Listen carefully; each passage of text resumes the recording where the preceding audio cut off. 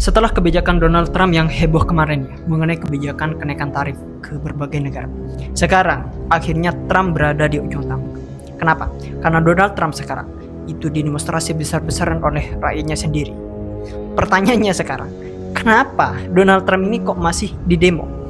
Padahal prinsip yang selalu dipegang oleh Donald Trump, prinsip yang selalu digaung-gaungkan, yaitu adalah American First, yaitu lebih mengedepankan kepentingan dalam negerinya daripada luar negerinya. Padahal udah baik jawabannya. Tapi kenapa kok sekarang masih ada demonstrasi besar-besaran? Jadi tonton video ini sampai akhir.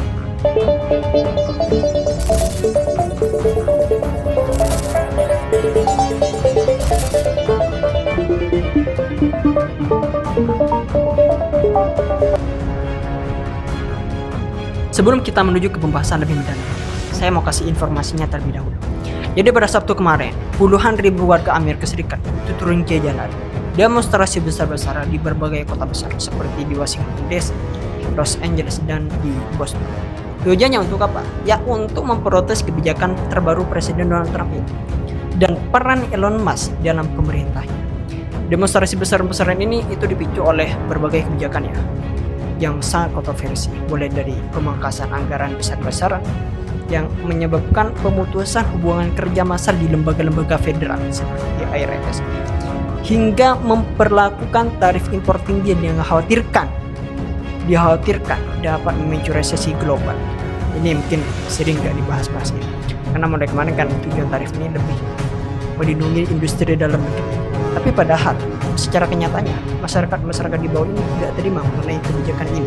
Gak hanya itu, para demonstran ini juga menyoroti pengurangan program-program sosial penting seperti kayak Social Security, Medicare, kayak di USAID kemarin, serta kebijakan pemerintah yang dianggap merugikan hak-hak sipil, termasuk hak komunitas imigran dan LGBT.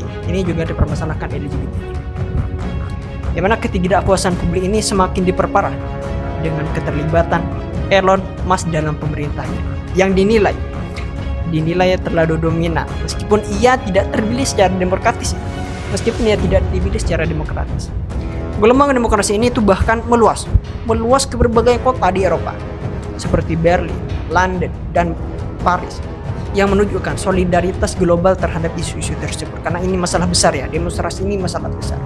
Namun yang bikin masyarakat itu lebih marah, di tengah gejolak nasional dan internasional, Presiden Donald Trump ini tetap melanjutkan aktivitas pribadinya, kayak main golf dan olahraga segala macam, tanpa memberikan tanggapan langsung terhadap tuntutan masa ini, yang memperlihatkan ketidaksesuaian antara sikap pemerintah dan aspirasi rakyat.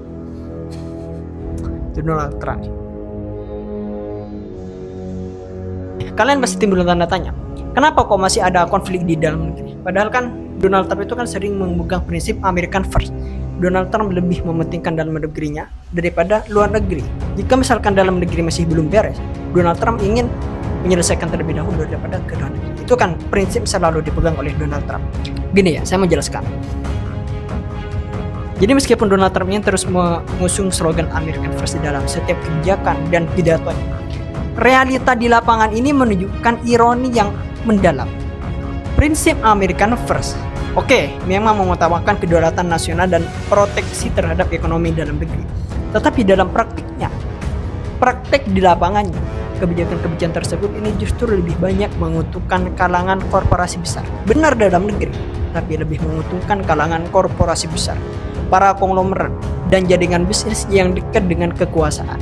Seperti kayak pemangkasan pajak untuk orang kaya, perlindungan berlebihan terhadap sektor-sektor industri besar, serta pemberian ruang yang sangat luas kepada sosok-sosok seperti Elon Musk dalam pemerintahnya.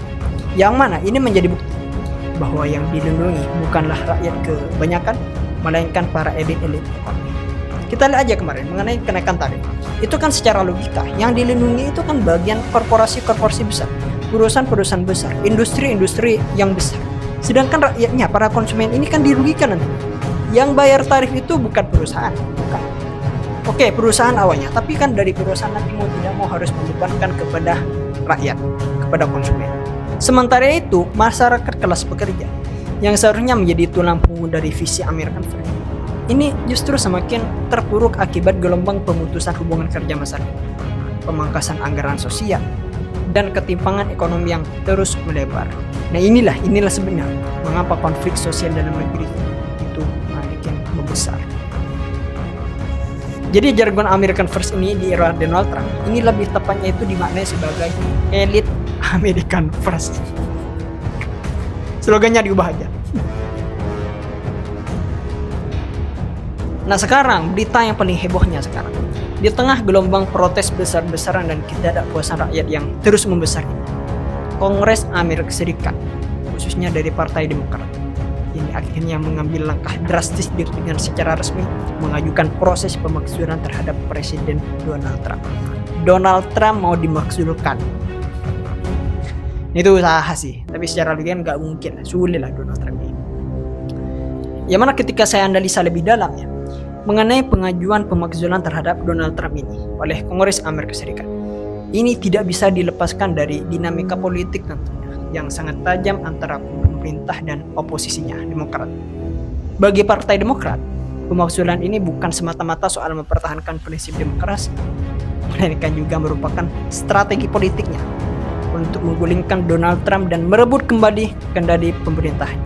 Makanya di tengah popularitas Donald Trump yang mulai tergerus ini akibat gelombang protes dan kebijakan yang kontroversi, Demokrat ini melihat peluang, opportunity emas untuk menekan Donald Trump ini secara legal dan moral, sekaligus memperlemah basis pendukungnya menjelang pemilu berikutnya. Mereka menilai bahwasanya membiarkan Donald Trump ini terus berkuasa, justru ini akan memperoleh luka sosial dan memperbesar risiko kehancuran tatanan demokrasi Amerika Serikat. Namun di sisi lain, strategi ini itu benar sangat berisiko bagi berbagai rakyat Amerika Serikat. Langkah pemakzulan ini dapat terlihat nantinya sebagai upaya politisasi hukum yang memperkeruh konflik nasional. Jika Demokrat ini gagal membuktikan tuduhan secara meyakinkan, pemakzulan ini justru bisa memancing simpati bagi Donald Trump dan memperkuat narasi bahwa ia adalah korban dari konspirasi politik elit Washington. Dengan demikian tentunya, walaupun secara hukum dan moral ada dasar kuat untuk memakzulkan Donald Trump, langkah ini tetap harus dijalankan ya dengan kehati-hatian tinggi agar tidak terjebak dalam permainan persepsi yang justru bisa merugikan pihak Demokrat itu sendiri. Mungkin hanya itu saja. Bagaimana menurut kalian? Tulis pendapat kalian di kolom komentar. See you next video. Eksklusif.